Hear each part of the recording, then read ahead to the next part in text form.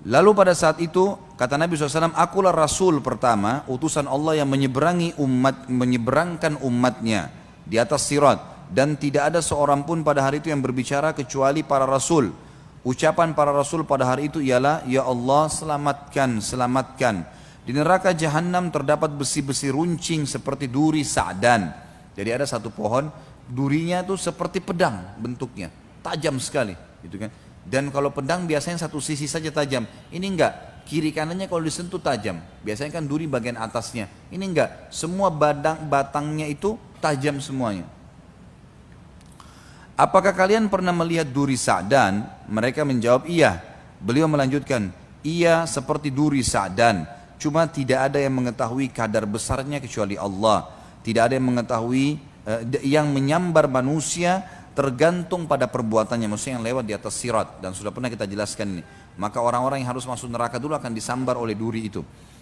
Di antara manusia ada yang binasa karena amalnya, ada pula yang dihinakan lalu selamat. Yang binasa karena amal maksudnya amal buruknya ya.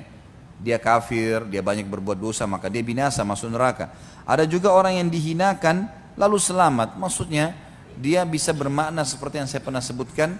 Kalau ada orang ditimbang di timbangan amalnya hari kiamat, maka dia kalau amal buruknya misalnya 1000, amal solehnya 900, maka dia butuh minimal 101 pahala untuk menyelamatkannya.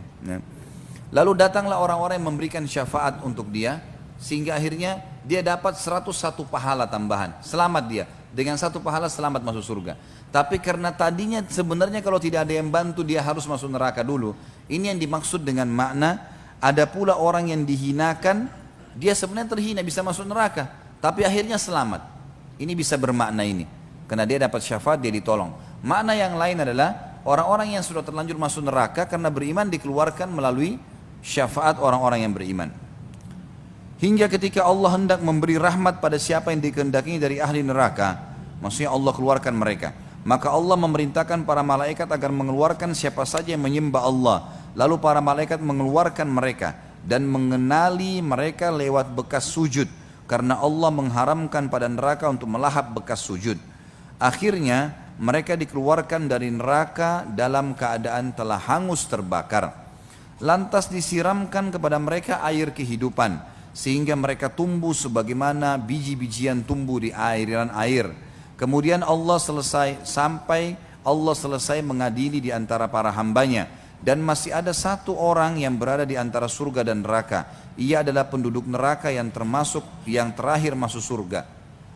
Ia menghadapkan mukanya ke arah neraka lalu mengatakan, wahai Rabb, palingkanlah wajahku dari neraka, karena baunya menggangguku dan apinya membakarku. Lalu Allah bertanya kepadanya, akankah bila aku melakukannya kamu tidak akan meminta selain itu? Ia menjawab, tidak demi keperkasaanmu. Ia pun berjanji kepada Allah, lalu Allah memalingkan wajahnya dari neraka. Ketika ia menghadap ke arah surga, ia melihat keindahannya, maka ia diam sejenak. Kemudian ia mengatakan, wahai Rabb, sampaikanlah aku di pintu surga. Allah mengatakan, bukankah kau telah janji tidak akan meminta selain yang telah kau minta? Ia mengatakan, wahai Rabb, aku tidak menjadi makhlukmu yang paling celaka. Maksudnya, aku tidak mau celaka ya Allah, sampaikan di situ. Allah bertanya, akankah bila aku memberikan hal itu kepadamu, kamu masih meminta selainnya? Maka ia menjawab, tidak demi keperkasaanmu, aku tidak meminta selain ini. Ia pun berjanji kepada Rabbnya, lalu Allah menyampaikannya di depan pintu gerbang surga. Ketika sampai di pintu surga, ia melihat keindahan berikut isinya, berupa kesenangan dan kegembiraan. Maka ia diam sejenak, lalu ia mengatakan, wahai Rabb, masukkanlah aku ke dalam surga. Allah menjawab, kasihan engkau wahai manusia, betapa engkau ingkar janji. Bukankah engkau berjanji berkali-kali kepadaku untuk tidak meminta selain apa yang telah engkau minta? Ia mengatakan, wahai Rabb, jangan jadikan aku sebagai makhlukmu yang paling celaka. Allah pun tertawa kepadanya, kemudian mengizinkannya masuk surga, seraya mengatakan, berangan-anganlah. Ia pun berangan-angan, hingga ketika terputus angan-angannya, Allah mengatakan, itu akan kau dapatkan. Seperti angan-anganmu kau akan dapat. Itu akan engkau miliki, atau itu untukmu dan semisalnya bersamanya. Itulah orang yang terakhir dari ahli surga yang masuk ke dalam surga. Dalam riwayat lain Bapak Ibu sekalian, berhubungan dengan masalah yang juga dalam hadis sahih dikatakan akan keluar penduduk surga yang terakhir dari neraka. Ini tidak ada lagi orang di neraka selain dia. Kemudian dia keluar dalam kondisi berdiri jatuh dan sebagian tubuhnya mengeluarkan asap karena hangus. Sudah sekian tahun disiksa gitu kan. Sekian ribu tahun mungkin disiksa karena orang terakhir dari neraka. Kemudian dia berlari berusaha menjauhkan diri dari neraka, lalu dia mengatakan, ya Allah selamatkan aku dari neraka. Setelah dia jauh, dia mengatakan segala puji bagi Allah yang telah menyelamatkan aku darimu, sambil dia menunjuk ke arah neraka. Dari kejauhan Allah Maha Tinggi dan Maha Pemurah memperlihatkan untuknya sebuah pohon yang dia lihat ada rindang, seperti kalau kita lagi panas sekali. Kemudian kita temukan ada pohon yang rindang, kita bisa berteduh sebentar. Rasanya nyaman. Orang ini ribuan tahun tidak pernah merasakan kenikmatan. Karena memang kenapa saya katakan ribuan tahun, ada firman Allah kan yang berbunyi a'udzubillahi minasyaitonirrajim yauma inda rabbika ka'alfi sanat mimma ta'uddun. Artinya kita hitung waktu dunia, kata Allah, satu hari di waktu akhirat sama dengan 1000 tahun waktu kalian di dunia. Ini. Jadi memang kalau dia satu hari waktu akhirat masuk ke neraka berarti 1000 tahun. Dan ini orang paling terakhir yang paling banyak dosanya. Maka dia berkata, ya Allah sampaikan aku ke pohon itu, karena dia tidak pernah lihat pohon yang bisa melindungi dia, menaungi dia dari siksaan ke siksaan 24 jam kalau waktu dunia, maksudnya full dalam semua waktu yang dia akan pakai nanti di akhirat, semuanya siksaan, nggak ada kematian, hangus, belang, bolong badannya, isi perutnya keluar nggak mati, gitu kan? Semuanya. Maka dia merasa ini nikmat yang luar biasa, ya Allah sampaikan aku ke pohon itu. Lalu Allah subhanahu wa ta'ala berfirman padanya, apakah kau akan minta yang lain? Dia bilang tidak ya Allah, pohon itu saja. Lalu Allah sampaikan dia ke pohon itu, dia merasakan nikmatnya. Kemudian Nabi SAW mengatakan dia menganggap dia orang yang paling besar nikmatnya Allah padanya. Padahal ini orang paling terakhir masuk surga, orang semua sudah di surga gitu. Ya.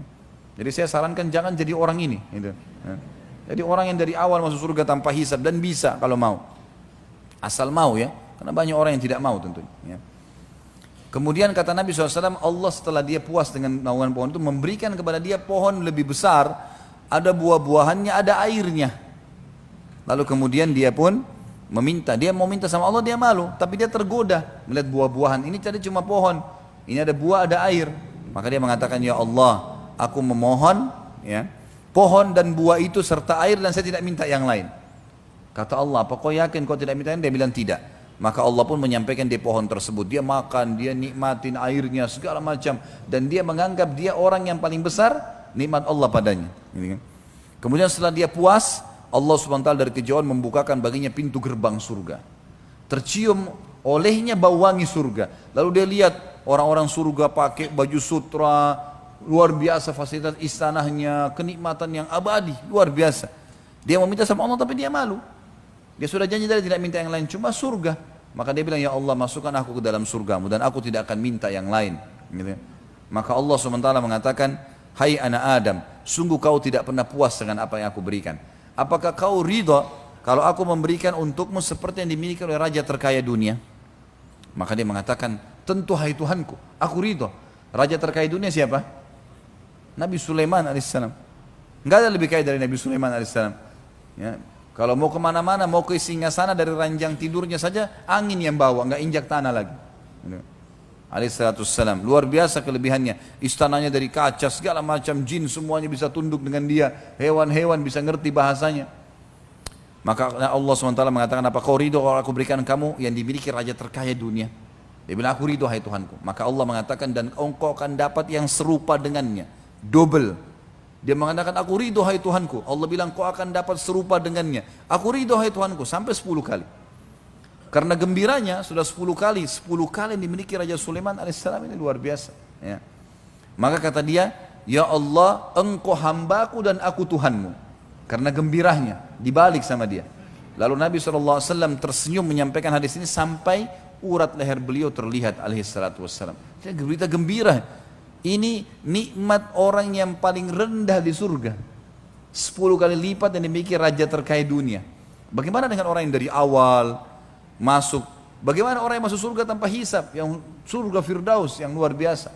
Makanya kata Nabi SAW, enggak ada orang yang masuk surga dengan amalnya. Amal hanya menentukan derajat, tapi dengan rahmat Allah. Termasuk anda ya Rasulullah, termasuk saya.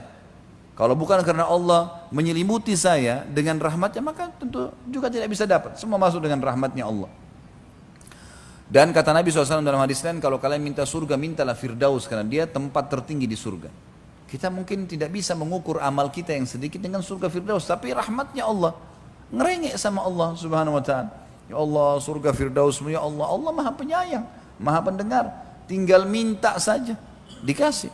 Jadi jangan mau masuk surga pas-pasan, masuk surga yang luar biasa, sekalian minta, gitu kan.